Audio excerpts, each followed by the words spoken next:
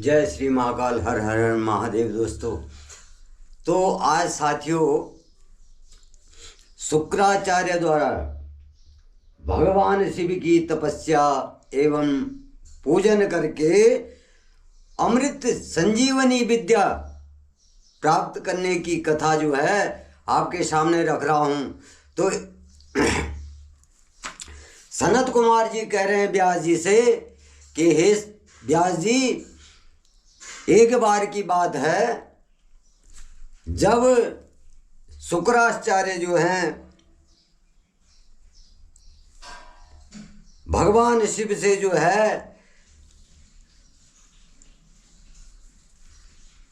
मृत संजीवनी विद्या प्राप्त करने के लिए जो है तपस्या करने लगे। और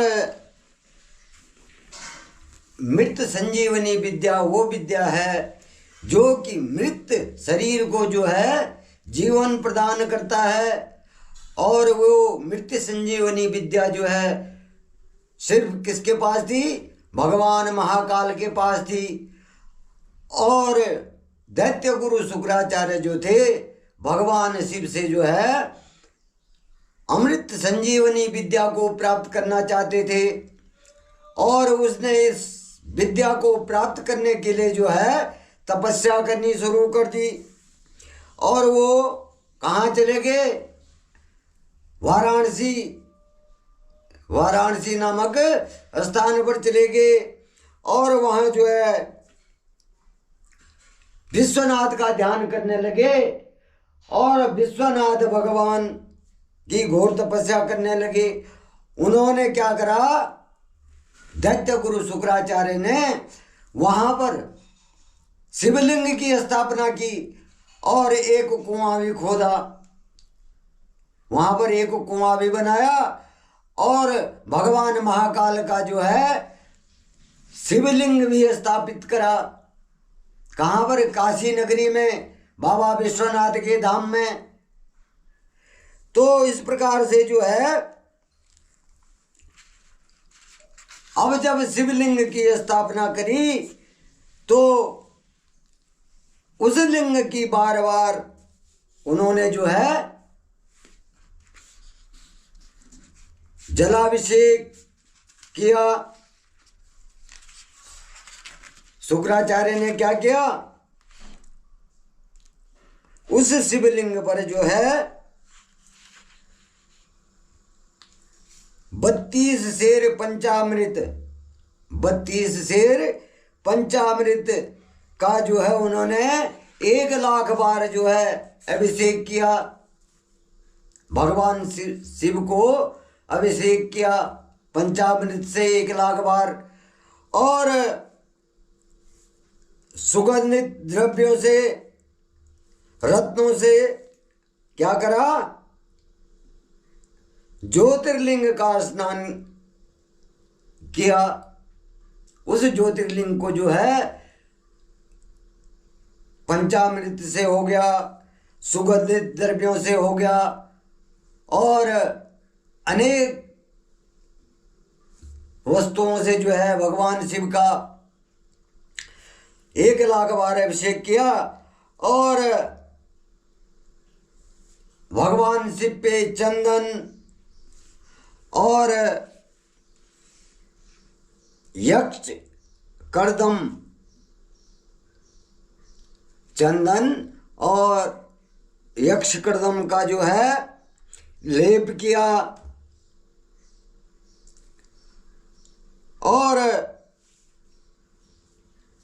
भगवान शंकर को जो है अनेक पुष्प, राज चंपक, धतूरा, कनेर, कमल, मालती, कर्णिकार, कदम्ब, मोलश्री, उत्पल और मल्लिका, शतपत्री, ढाक, सिंधुवार, बंदूक पुष्प, पुनांग, नागकेसर, केसर, नवमलिक, रक्त दल्ला, कुंद, मोतिया, मदार, बिलपत्र, गुमा, मरुआ, चू और ब्रिक, गठीवन, धोना, आम के पत्ते, तुलसी, देजवासा, बेहद पत्री जिसको हम बिलपत्री बोलते हैं, बेहद पत्री और बेहद पत्री और बिलपत्री, ये दोनों दोस्तों अलग अलग चीजें हैं। तो नाद रुख, अगस्त्य, साल, देवदार, कचनार, कुरवक और कुरंतक, इतने फूलों से जो है, इतने प्रकार के फूल जो है भगवान शिव को जो है भगवान महाकाल को अर्पित किए और भगवान शिव की जो है विधिवत पूजा करने लगे। अब इस प्रकार से जो है जब दैत्य गुरु शुक्राचार्य जो है भगवान की पूजा अर्चना करते रहे, स्तुति करते रहे, परंतु क्या हुआ,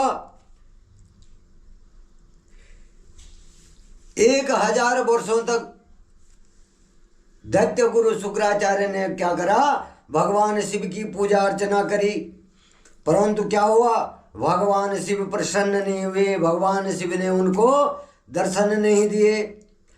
अब उसके बाद जो है दैत्य गुरु शुक्राचार्य जो है कठोर तपस्या करने की ठान लेते हैं और भगवान शिव की जो है तपस्या करने लगते हैं और अपने मन को भावना रूपी जल से धो करके निर्मल करके जो है तपस्या करने लग जाते हैं। और तब इस प्रकार जब दैत्य गुरु शुक्राचार्य जो है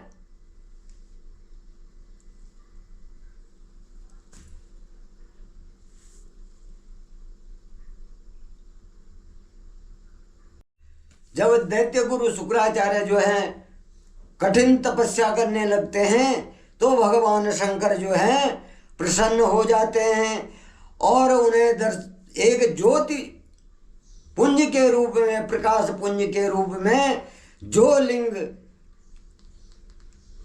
शुक्राचार्य ने जो है स्थापित किया था उसी लिंग से प्रकट होकर के जो है शुक्राचार्य को दर्शन देते हैं। अब इस प्रकार जो है भगवान देवादिदेव शंकर जी जो हैं शुक्राचार्य को देखकर, शुक्राचार्य की प्रार्थना को देख करके, तपस्या को देख करके और शुक्राचार्य को जब दर्शन देते हैं तो शुक्राचार्य अपने सामने देवादिदेव को देख करके सर झुका करके प्रणाम करते हैं और अंजलि बांध करके जय जयकार करने लगते हैं और भगवान शिव की स्तुति और चरणों में ही लेट जाते हैं। अब इस प्रकार से भगवान शिव के चरणों में जब वो लेट जाते हैं तो भगवान शिव जो है शुक्राचार्य को उठाते हैं और जो है अपने सीने से लगाते हैं, अपने हृदय से लगाते हैं और तब भगवान शिव जो है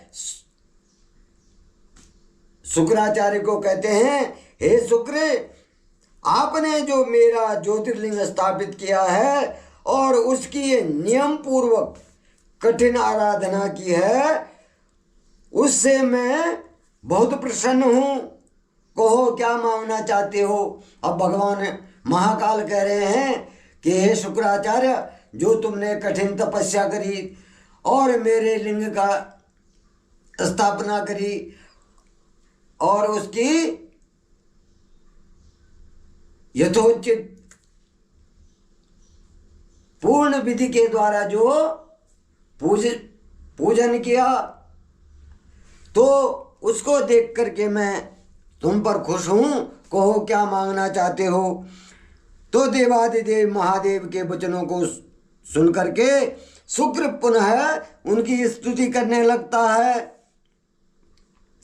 शुक्र जो है, क्योंकि शुक्र नाम जो है भगवान शिव ने ही शुक्राचार्य को दिया था, तब भगवान शिव ने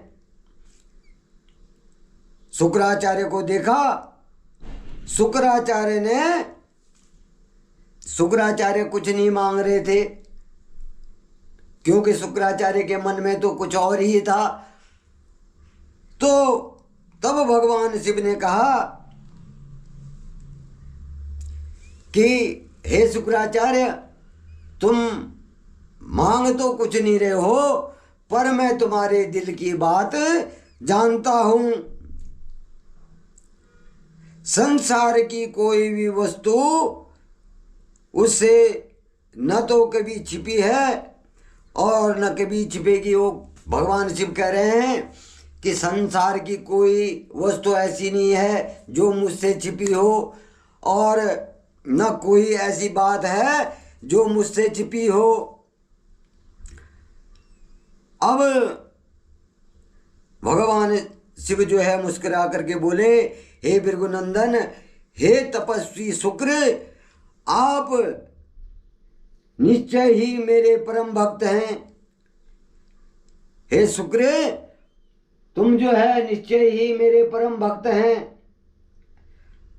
अपने इस पवित्र काशी नगरी में जो आपने जो है इस पवित्र काशी नगरी में जो है मेरे ज्योतिर्लिंग की स्थापना की, उसके उत्तम मन से भक्तिमय आराधना की है।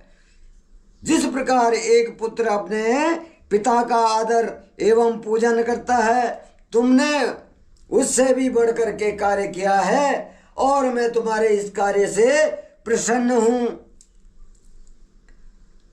अब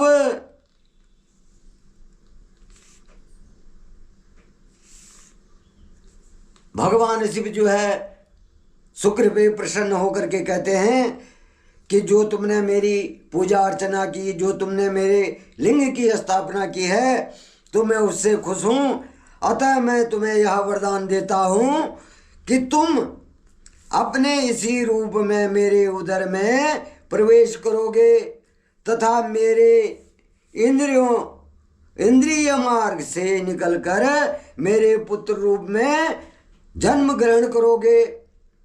तुम्हें जो मैं अपनी मृत संजीवनी विद्या है उसे प्रदान करता हूं। अब भगवान शिव ने कहा कि मैं तुमको जो हूं अमृत संजीवनी विद्या प्रदान करता हूं, जिसे मैंने अपने तपोबल द्वारा रचा है। तुम्हारे अंदर तप की अनमोल निधि है।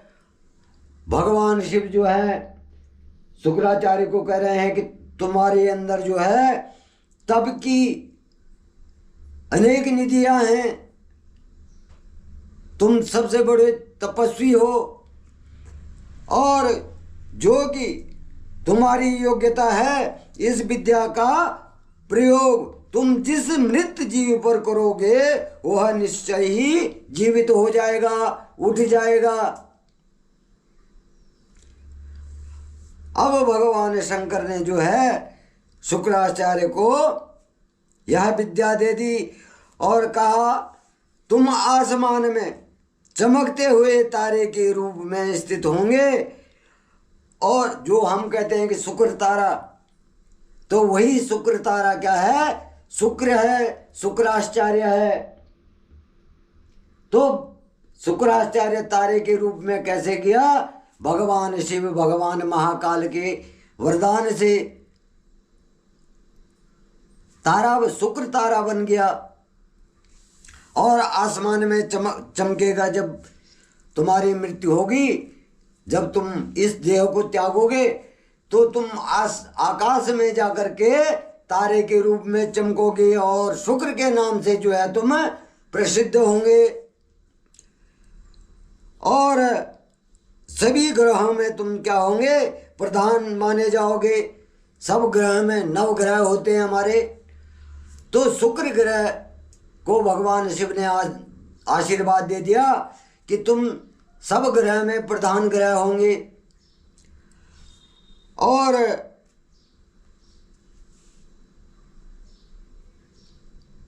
तुम्हारा उदय होगा उस समय अति शुभ माना। जब तुम्हारा उदय होगा उस समय क्या होगा, अति शुभ माना जाएगा। और इसमें अब भगवान महाकाल ने शुक्र को जो है वरदान दे दिया और जो शुक्र ने जिस शिवलिंग की स्थापना की थी उसका नाम क्या दे दिया, शुक्रेश। अब भगवान महादेव ने शुक्राचार्य को कहा कि जो मनुष्य शुक्रवार के दिन शुक्र तालाब में स्नान करके इस लिंग की पूजा करेगा, शुक्रवार को शुक्र तालाब में नहा करके और शुक्रेश लिंग का जो है पूजन करेगा तो उसे क्या होगा, सिद्धियों की प्राप्ति होगी। और जो मनुष्य हर शुक्रवार को शुक्र ताल में आकर के स्नान करके शुक्रेश लिंग की अर्चना करेगा वह जो है सौभाग्यशाली होगा और उन्हें पुत्र की प्राप्ति होगी। और यह कह करके देवादिदेव जो है शुक्र लिंग में ही विलुप्त हो गए, उसी में अदृश्य हो गए और शुक्राचार्य जो है वो भी अपने स्थान को चले गए और भगवान महाकाल ने जो है शुक्र लिंग में जो है समा करके उसी में विलुप्त हो गए। तो इस प्रकार से जो है शुक्राचार्य ने दोस्तों अमृत संजीवनी विद्या की जो है प्राप्ति भगवान महाकाल से की थी। तो इस प्रकार से दैत्य गुरु शुक्राचार्य ने अमृत संजीवनी विद्या जो है भगवान महाकाल से ली थी। तो जय श्री महाकाल, हर हर हर महादेव। तो कल की कथा है बाणासुर का आख्यान, असुरराज बाणासुर का आख्यान। तो इसकी कथा मैं आपके सामने कल रखूंगा। तब तक के लिए मैं यहीं पे अपनी वाणी को विराम देता हूँ। जय श्री महाकाल, हर हर हर महादेव।